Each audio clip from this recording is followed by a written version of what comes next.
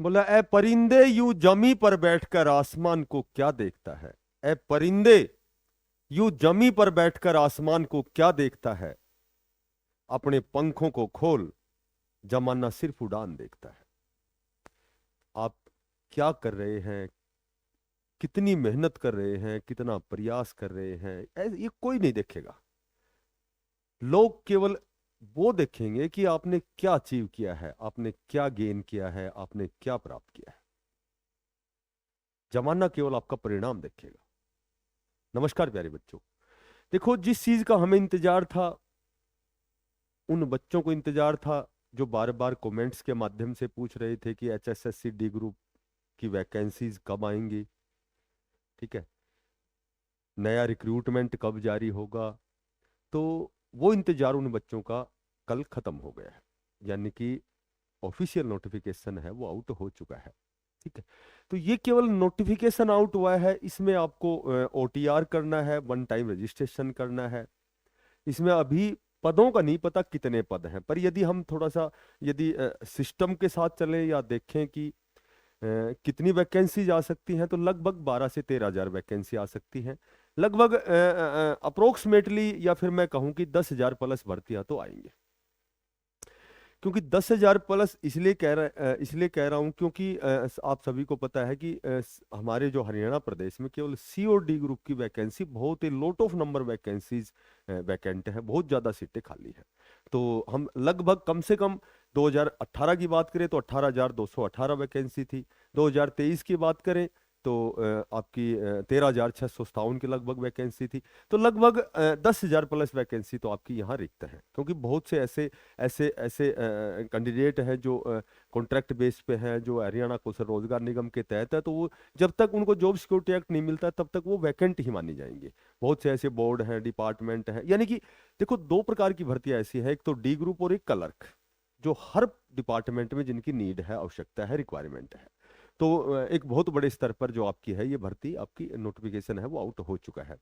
अब यहाँ पहले तो हम छोटी सी बात ये करेंगे कि एक तो इसमें छोटी छोटी चीजें हैं, एज इट इज वही सारी चीजें हैं भाई। लिखने को तो थंबनेल में कुछ भी हम लिखें कि ये चेंज हुआ है, वो चेंज, वही एज का क्राइटेरिया 18 से 42 साल है, वही exam pattern as it is जो पहले था। 15 नंबर का मैथ है, 15 नंबर की रीजनिंग है, सॉरी 10 नंबर की रीजनिंग है, 10 की हिंदी है, 10 की इंग्लिश है, ठीक है। उसके बाद 15 की साइंस है, 15 नंबर की all over GK GS current affairs है, और उसके बाद 25 नंबर की हरियाणा जीके है। तो वही सीईटी में, सीईटी और सिमिलरिटी है इस डी ग्रुप में। सिर्फ थोड़ा सा डिफरेंस क्या है कि उसमें हिंदी, इंग्लिश और ये जो आपकी रीजनिंग 15-15 की थी, और यहाँ इसमें डी ग्रुप में 10-10 नंबर की करके जो 5-5 नंबर डिडक्ट किए गए हैं। तो वो तीन सब्जेक्ट 5 या 15 नंबर का साइंस है, बाकी बाकी 18 से 42 है। आपको वन टाइम रजिस्ट्रेशन करना है, एक से अधिक बार भरोगे तो वो आपका कैंसिल होगा फॉर्म, केवल एक बार ही आपको रजिस्ट्रेशन करना है, ठीक है। वही वही एग्जाम में भी सारी चीजें वही हैं। पहले थोड़ा सा चेंज अगर कहें तो ये कह सकते हैं कि पहले 5 नंबर के सोशियो इकोनॉमिक के 5 नंबर थे, ठीक है, 95 आउट ऑफ 95 था।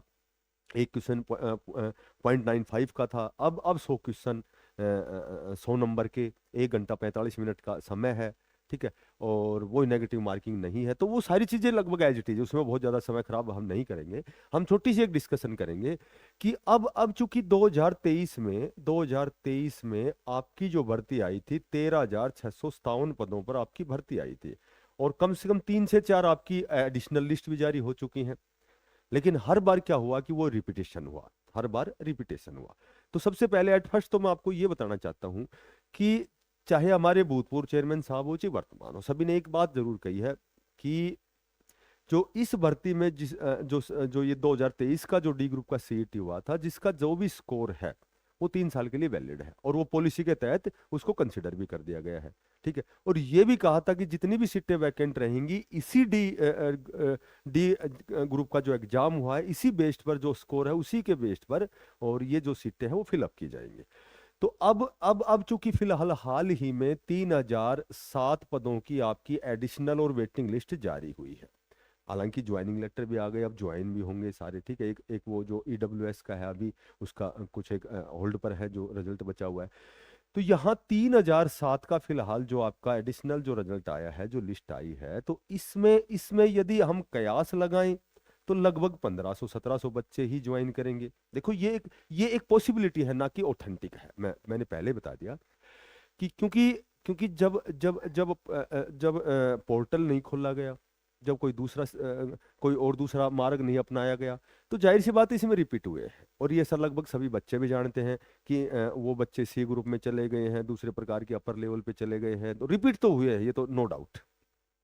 अब वो 1000-1200 यदि रिपीट हुए हैं, तो अब चूंकि 1000-1200 यदि रिपीट हुए हैं, तो जाहिर सी बात है 1000-1200 तो अभी सीटें वैकेंट हैं, जबकि जबकि कमिटमेंट के अनुसार तो सारी सीटें उसी डी ग्रुप सीईटी के बेस पर 2023 के बेस पर भरी जाएंगी।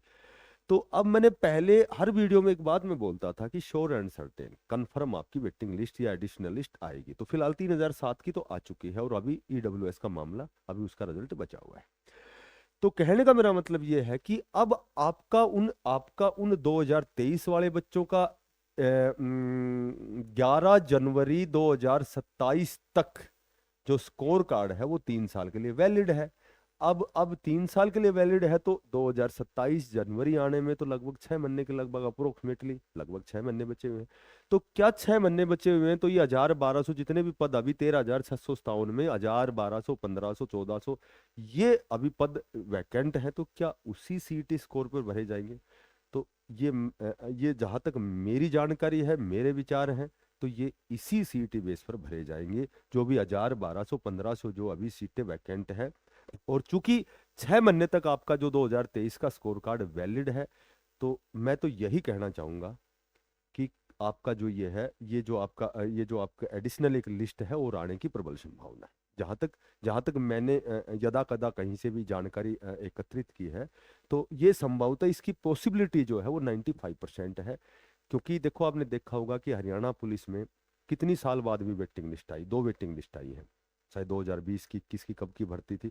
तो ये 11 जनवरी 2027 तक जितने भी पद वैकेंट हैं, तो ये वेटिंग लिस्ट आने के प्रबल चांस है। ये जो एडिशनल लिस्ट का हो, क्योंकि ये तो एडिशनल ही कहेंगे, वेटिंग तो टोटल सीटों के बाद में 10% या इस तरह का कोई वेटिंग लिस्ट का मामला होता है, तो ये एडिशनल लिस्ट है, क्योंकि ये तो वैकेंट है तो उसको एडिशनली हम कहेंगे। तो एक तो बार बार जैसे कई पूछते हैं, जो इतने लंबे समय से जब बच्चे कांटेक्ट में आते हैं, तो पूछते हैं क्या ये जो रिपीट हुए हैं बच्चे, जो दूसरे प्रकार की सी ग्रुप में चले गए हैं, तो यदि अब ये रिपीट हुए हैं तो ये सीटें वैकेंट है, तो अब क्या होगा? तो क्या ये होगा कि संभवतः ये वेटिंग लिस्ट आपकी, ये एडिशनल लिस्ट आ सकती है। एक बात तो ये है।